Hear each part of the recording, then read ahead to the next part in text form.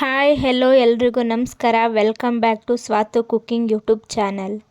ಇವತ್ತಿನ ರೆಸಿಪಿ ರೈಸ್ಗಾಗಿರಬಹುದು, ಮುದ್ದೆಗಾಗಿರಬಹುದು, ದೋಸೆ, ಪೂರಿ, ಚಪಾತಿ, ರೊಟ್ಟಿಗೆ ಒಂದೊಳ್ಳೆ ಕಾಂಬಿನೇಷನ್ ಆಗಿರುವಂತಹ ಕಡಲೆಕಾಳು ಬಟಾಣಿ ಕಾಳು ಮಸಾಲ ಸಾಂಬಾರ್. ಆಗಿದ್ರೆ ಬನ್ನಿ ಮೊದಲಿಗೆ ಏನೇನು ಇಂಗ್ರೀಡಿಯೆಂಟ್ಸ್ ಬೇಕು ಅಂತ ನೋಡ್ಕೊಂಡು ಬರೋಣ. ನಾನಿಲ್ಲಿ ಓವರ್ ನೈಟ್ ನೆನೆಸಿರುವಂತಹ ಕಡಲೆಕಾಳು ಬಟಾಣಿ ಕಾಳು ತಗೊಂಡಿದ್ದೀನಿ. ಹಾಗೆ 2 ಆಲೂಗೆಡ್ಡೆ, ಹಾಗೆ 1 ಮೂಲಂಗಿ, ಹಾಗೆ 2 ಬದನೆಕಾಯಿ ತಗೊಂಡಿದ್ದೀನಿ.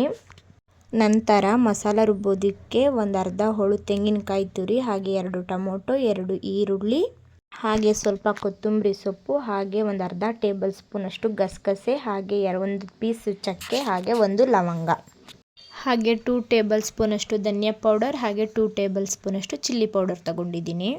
ಹಾಗೆ ನಾನಿಲ್ಲಿ ಒಗ್ಗರಣೆಗೆ 1 ಈರುಳ್ಳಿ, ಹಾಗೆ ಅರ್ಧ ಟೊಮೊಟೊ ತಗೊಂಡಿದ್ದೀನಿ. ನಂತರ ಎಲ್ಲ ಇಂಗ್ರೀಡಿಯೆಂಟ್ಸ್ನು ಮಿಕ್ಸಿಗೆ ಹಾಕ್ಕೊಂಡು ಚೆನ್ನಾಗಿ ನುಣ್ಣಗೆ ಪೇಸ್ಟ್ ಮಾಡಿ ಇಟ್ಕೊಳ್ಳಿ. ನಂತರ ಒಂದು ಕುಕ್ಕರ್ನ ಬಿಸಿಗಿಕ್ಕಿ ಅದಕ್ಕೆ 2 ಟೇಬಲ್ ಸ್ಪೂನ್ ಆಯಿಲ್ ಹಾಕ್ಕೊಂಡು ಸ್ವಲ್ಪ ಸಾಸಿವೆ, ನಂತರ ಕಟ್ ಮಾಡಿ ಇಟ್ಕೊಂಡಿರುವಂತಹ ಈರುಳ್ಳಿ ಹಾಗೆ ಕರಿಬೇವಿನ ಸೊಪ್ಪು ಹಾಕ್ಕೊಂಡು ಚೆನ್ನಾಗಿ ಅದನ್ನು ಎಣ್ಣೆಲಿ ಫ್ರೈ ಮಾಡ್ಕೊಳ್ಳಿ. ನಂತರ ಕಟ್ ಮಾಡಿ ಇಟ್ಕೊಂಡಿರುವಂತಹ ಅರ್ಧ ಟೊಮೊಟೊನ ಆ್ಯಡ್ ಮಾಡಿಕೊಂಡು ಅದನ್ನು ಸಾಫ್ಟ್ ಆಗೋವರೆಗೂ ಚೆನ್ನಾಗಿ ಮಿಕ್ಸ್ ಮಾಡಿಕೊಂಡು ಎಣ್ಣೆಲಿ ಬಾಡಿಸ್ಕೊಳ್ಳಿ.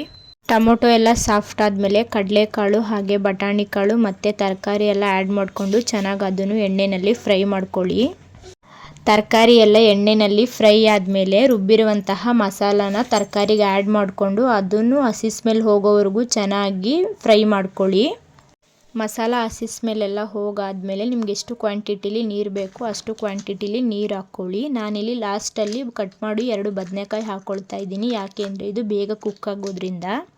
ಬದನೆಕಾಯಿ ಎಲ್ಲ ಹಾಕಾದ್ಮೇಲೆ ನಿಮಗೆ ಎಷ್ಟು ಬೇಕು ಅಷ್ಟು ಉಪ್ಪು ಹಾಕ್ಕೊಂಡು ಲಿಡ್ನ ಕ್ಲೋಸ್ ಮಾಡಿ 2 ವಿಷಲ್ ಹಾಕಿಸ್ಕೊಳ್ಳಿ. ನಂತರ ವಿಷಲ್ ಎಲ್ಲ ಹೋದ್ಮೇಲೆ ಕುಕ್ಕರ್ ಲಿಡ್ನ ಓಪನ್ ಮಾಡಿ ನೋಡಿ. ರೆಡಿಯಾಗಿದೆ ಬಿಸಿ ಬಿಸಿ ಕಡಲೆಕಾಳು ಬಟಾಣಿ ಕಾಳು ಮಸಾಲ ಸಾಂಬಾರ್.